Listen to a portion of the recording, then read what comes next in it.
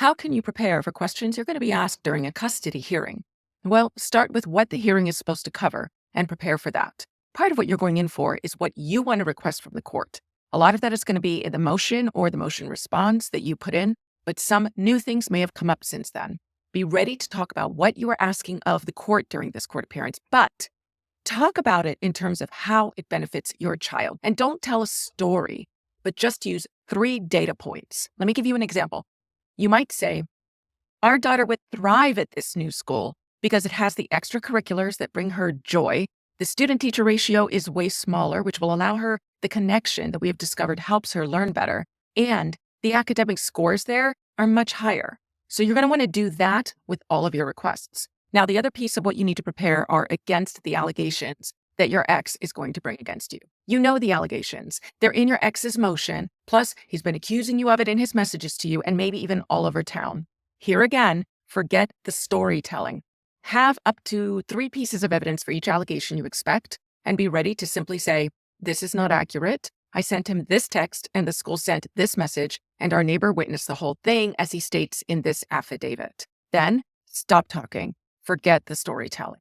Remember, if the judge speaks to you directly, to start with Your Honor and to stay calm. In fact, remember the 4 C's of appearing in court. Be calm, be curious, be capable, be confused. Stay calm. No matter what's going on from the other side, don't start making faces. Don't make your body language closed off. Just stay calm. You also want to be curious, meaning if you were asked something about an accusation that was made of you, be curious about it, right? Like, I'm not sure why this keeps coming up. Again, I have the text and I have the email and I have the affidavit, and yet it is something that he keeps repeating. I'm not sure what's going on with that, right? Like, don't be snarky or sarcastic. Just be curious. Like, I'm not sure what's going on there. Capable. Remember that you want to look like the parent who is capable, who is a capable parent, who is able to take care of your children and is able to put your children's needs first. And confused. I like confused when the allegations just keep coming. And there again is where we say, I'm not sure what's behind this. I know that we have some text messages from that time. I can certainly gather those, but what had happened was this. I'm really not sure what else could have come out of this, whatever has to do with that particular allegation. As much as possible, in general, your reply should be limited to yes, no, I don't recall, I don't know. You don't need to explain beyond that. The other side or even your own lawyer will coach you to basically start there, and then the lawyer who is approaching you will ask for more information. And you want to have an answer that is thorough, but succinct.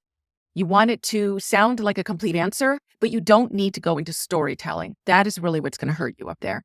So be prepared to reply to questions about what you want and why, and no storytelling, just make your points and respond to allegations with, that's not true, or that's not quite accurate, and then just make your points based off of the proof you have.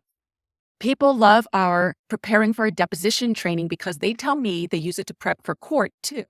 You can find the link to that below, and also the link to our free court appearance prep checklist. And you can always find me at thecustodyblueprint.com. Stay strong.